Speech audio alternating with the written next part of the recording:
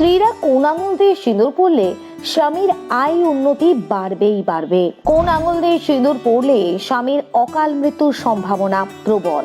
হিন্দু মহিলাদের সিঁথিতে সিঁদুর ব্যবহার নিয়ে হিন্দু ধর্মের 8 বিশেষ নিয়ম, যা জানেন না বেশিরভাগ বাঙালি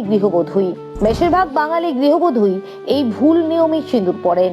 এতদিন ভুল নিয়মে সিঁদুর পরে এসেছেন আপনিও। জানেন হিন্দু ধর্ম অনুযায়ী আসলে কোন আঙুল দিয়ে সিঁদুর পরতে হয়? স্নান সেরেই সিঁথিতে সিঁদুর লাগাচ্ছেন, এটাও কিন্তু ভুল। আপনার এই কয়েকটা ভুলেই কিন্তু কমে যেতে পারে স্বামীর আয়ু। সিঁদুর কাউকে দান করলে ঠিক কি হয়? সিঁদুর কৌটো হাত থেকে পড়ে গেলে কি নিশ্চিত ঘটে জানেন? এই কয়েকজন ব্যক্তির সামনে সিঁদুর পরতে নেই। জানুন সিঁদুর নিয়ে 8 অত্যন্ত গুরুত্বপূর্ণ নিয়ম। সিঁদুর পরার সময় কোন কোন নিয়মগুলি মেনে চলবেন দেখে নিন। সিঁদুর পরার সময় এই ছোট্ট সহজ মন্ত্রটি বলে সিঁদুর পরুন, যার উচ্চারণে সিঁদুরের শক্তি এবং স্বামীর আয়ু ও আয় উন্নতি উভয় বৃদ্ধি পায়। জানুন হিন্দু ধর্মে বিবাহিত মহিলাদের সিঁদুর পরার বিধান দেওয়া হয়েছে।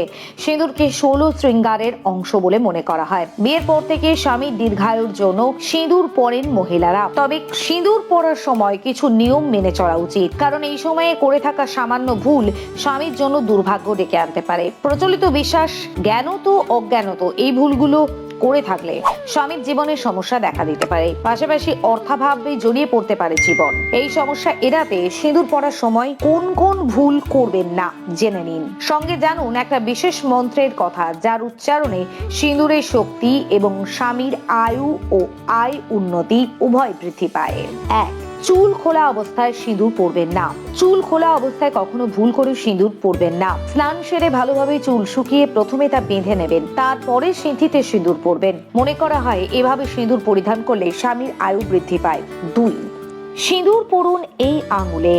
শাস্ত্র অনুযায়ী বিবাহিত মহিলাদের সবসময় তর্জনী এবং মধ্যমা আঙুল ব্যবহার করে সিঁদুর লাগানো উচিত। এটি শুভ বলে মনে করা হয়। অনেক মহিলাই অনামিকা আঙুল এবং বৃদ্ধাঙ্গুল দিয়ে সিঁদুর পরেন, এটা কখনোই করা উচিত নয়। 3. নিজের ব্যবহার করা সিঁদুর কাউকে দেবেন না। নিজের ব্যবহার করা সিঁদুর কোনো মহিলাকে দেওয়া উচিত নয়। এর ফলে আপনার স্বামীর অমঙ্গল হতে পারে, স্বামীর জীবনে দুর্ভাগ্য বৃদ্ধি পাবে। তাই নিজের ব্যবহৃত সিঁদুর যেমন অন্যকে দেবেন না, তেমন অন্যের ব্যবহার করা সিঁদুরও আপনি ব্যবহার করবেন না। 4. প্রয়োজন ছাড়া সিঁদুর স্পর্শ করবেন না। হিন্দু ধর্মে আলতা এবং সিঁদুরকে মা লক্ষ্মীর প্রতীক বলে মনে করা হয়। তাই ভুলেও কখনো প্রয়োজন ছাড়া সিঁদুরের কাজ বা সিঁদুর স্পর্শ করবেন না। এতে মা লক্ষ্মী রুষ্ট হয়ে যান, ভক্তের জীবনে আশীর্বাদের বদলে অভিশাপ নেমে আসে। 6. স্নান না করে সিঁদুর পরবেন না। সনাতন ধর্ম অনুযায়ী সিঁদুর হলো একটা অত্যন্ত পবিত্র জিনিস, তাই কখনো স্নান না করে সিঁদুর লাগানো উচিত নয়। স্বামীর মঙ্গল কামনায় বিবাহিত মহিলাদের সিঁদুরের পবিত্রতা বজায় রাখা জরুরি, তাই এমন পরামর্শ দেওয়া হয়েছে। 7. অন্যের টাকায় কেনা সিঁদুর। অন্য কোনো ব্যক্তির টাকায় কেনা সিঁদুর লাগাতে নেই, কারণ এমন করলে স্বামীর জীবনে আর্থিক লোকসানের সম্ভাবনা বৃদ্ধি পায়। তবে পরিবারের আত্মীয় যেমন শাশুড়ি, যা, ননদের দেওয়া সিঁদুর ব্যবহার করতে পারেন। 8. চুলের মধ্যে সিঁদুর লুকিয়ে রাখা। আজকাল ফ্যাশনের দৌলতে বহু মহিলা সিঁদুর লাগানোর পর চুল দিয়ে তা ঢেকে রাখে, যাতে তা দেখা না যায়। কিন্তু শাস্ত্র মতে এমন করলে স্বামীর জীবনে অসাফল্য দেখা দিতে পারে। মাথার মাঝখানে সিঁথি করে সিঁদুর লাগানো উচিত, তবেই সুন্দর সমৃদ্ধ বিবাহিত জীবন লাভ করা সম্ভব। 9. সিঁদুর সম্পূর্ণ মুছে ফেলবেন না।